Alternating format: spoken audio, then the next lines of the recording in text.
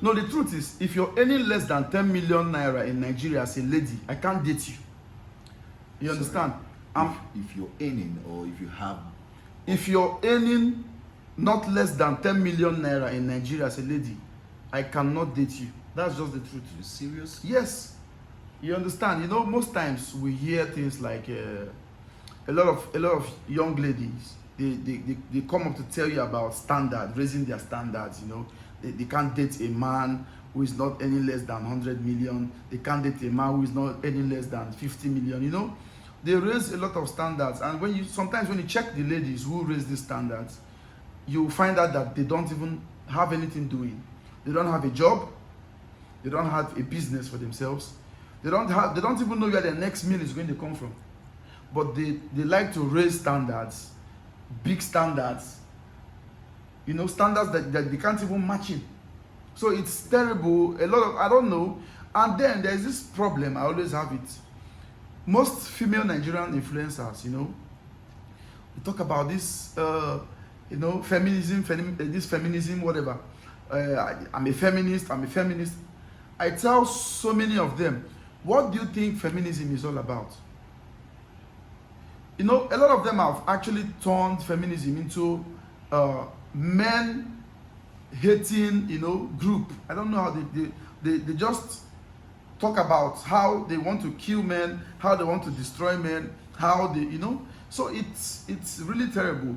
But my pain is, I actually try to advise young girls all the time.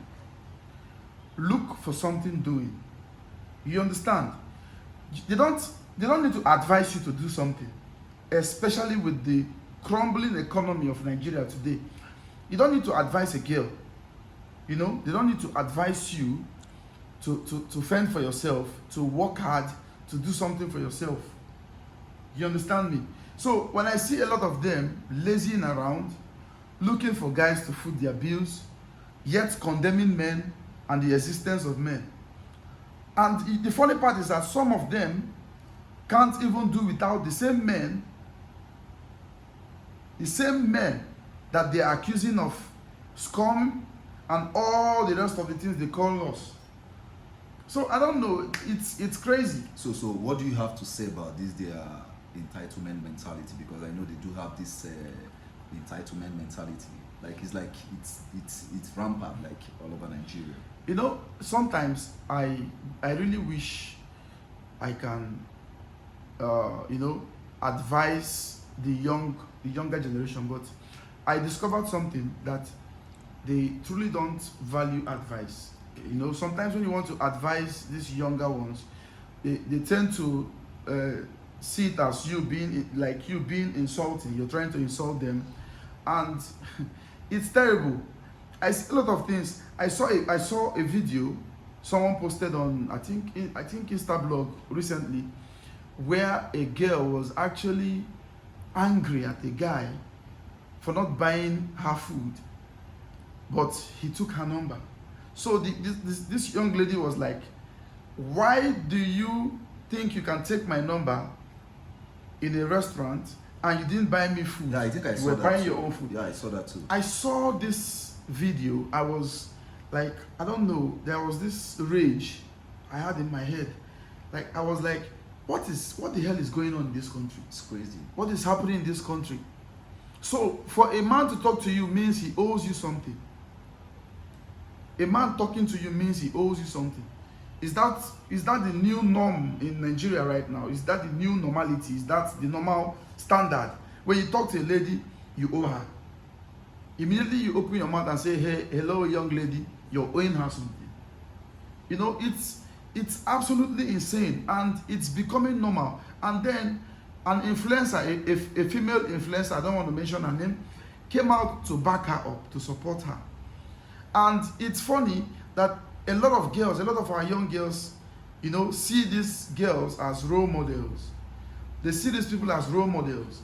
And then, you know what role models do to our both young boys and young girls? Yeah. You see what it, like, you can actually see the impact of our so-called role models on these girls and on these boys.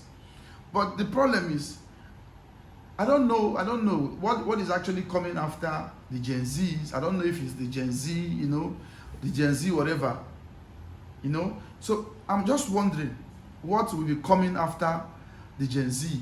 The next thing coming after the Gen Z is going to be horrific. It's going to be horrible. So let's talk about the causes now, because I feel everything that started has actually a beginning. So I want to know what is actually let's deep-root it to know if actually the problem is coming from probably these Yahoo guys that are spending on them, or probably most of these married men, because I feel there are some things that trigger all these things to happen. Okay, let me say something. Yeah. Growing up as a child, there were things we were scared to do as kids. Yeah. You know, growing up as a child, there were things we were scared to do as kids.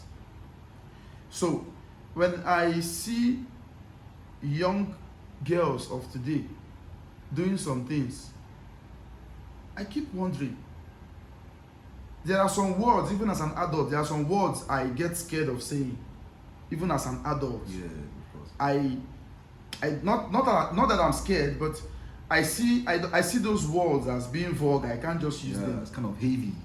Exactly. So it's something an adult can't even say. But you see the children of this generation, the way they say it as if it's the new norms. Yeah. You understand?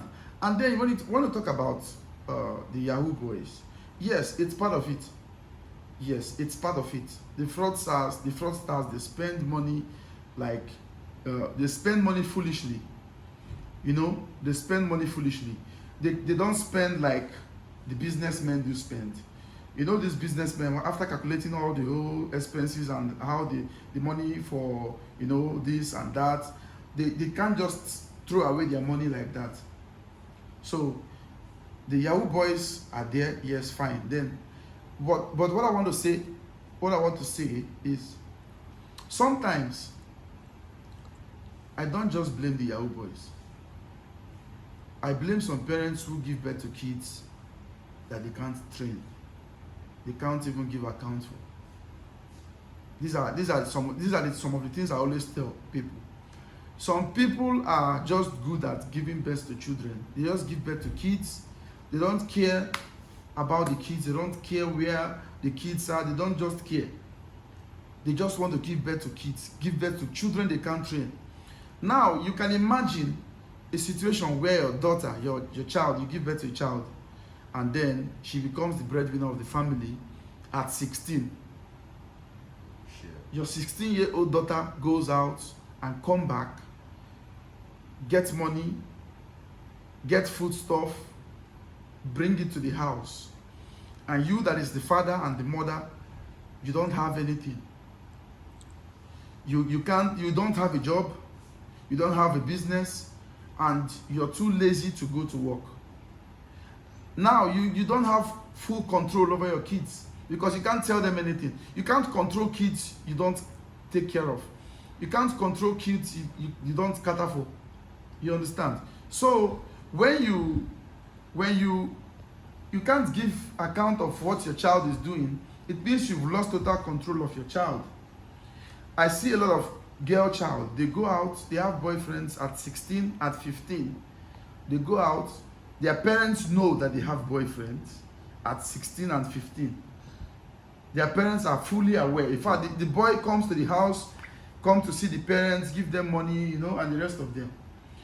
But that is not even the case when it comes to this entitlement thing. The issue I have with this entitlement thing is a lot of them, they don't really think. They don't really think, you know, because I don't know. Just like I said, it's now the new norms. You see all these things. Yes, I see them happen. And the thing is, in order for me to balance this thing, because I always like balancing this whole thing, I don't always see it coming from one angle. Okay. When I talk about the women, I talk about the men. Okay. Now, as for the men, most times we are part of these things. Exactly. You understand? And you as a young guy now, probably you've seen money and you didn't work out for this money. You didn't work very hard for this money. Money just came. You understand? You're opportune to meet money. And because you have this money, you just pick up a girl that you know this person is not actually doing anything.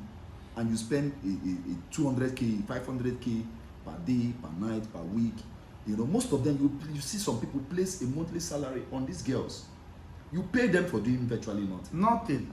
You get? So it's part of it. So most times if I blame the women, I also share the part of the blame to the men too. You understand? Exactly. And most of these married men that cannot keep their asses one place, you know, you see them jumping from one lady to another. You understand? And these people are people that, you know, they also aid some things which we are going to come to later.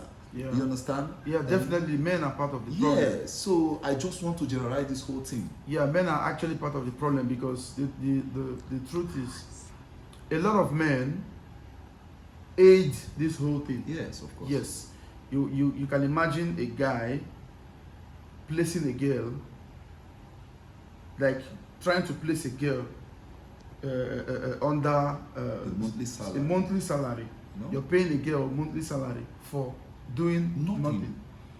She can't even cook. She doesn't even cook for you. She can't clean the house. She's just there. Nothing. If you sometimes you get to the house of these guys, you see take away plates everywhere, take away And packs. yeah, because they're eating out. They It's eat not out. as if they're- Yes, yeah, they eat out. She has nothing to offer. Yeah. She has no value she brings to the table, nothing. But she's being paid for being a fine girl. They say it's fine girl privilege. Yeah. They call it fine girl privilege. And this is the level. This is the place we've actually gotten ourselves to. Yeah. It's terrible, but what can one say? What can one say? So I just think the men as well need to understand that we are actually aiding these girls. We are making these girls misbehave. We are making them misbehave. So if the men are able to curb this whole insensitive spending on women, then I think women will really understand that they really have to work. You don't have to sit down and, you know, the era of, even as husband and wife, the era of, you know, housewife is gone. It's gone. Even wives go out to work. Talk more of you that is a young girl, a very young girl, that you still have a lot of years ahead of you. Do you know that even in those areas of when we have a housewife, Yeah. they are just little or few of them that are housewives. Yes, exactly. You understand? Exactly. Okay, just take the areas of our mom. You see how they hustle. Yeah. In the morning, as our father is leaving the house, our mom is also, even most times my mom leave the house earlier than that of our dad. That's the truth. You get? So it's just that the system is corrupt. The system is corrupt. Yeah. You get? So that's just it. Okay. So No problem. So what's there is that in our next episode, yeah, definitely, we're going to bring them a topic that will be, you know, very, very, very, very, very, more very, dashing. More yeah, dashing. very, very, very, very important, That's you know, to our society. So that's what it's all about, you know. So that's what it is. So see you guys next time. Take care. Yeah, and it's Christmas. Let's go, nigga. Cut this shit.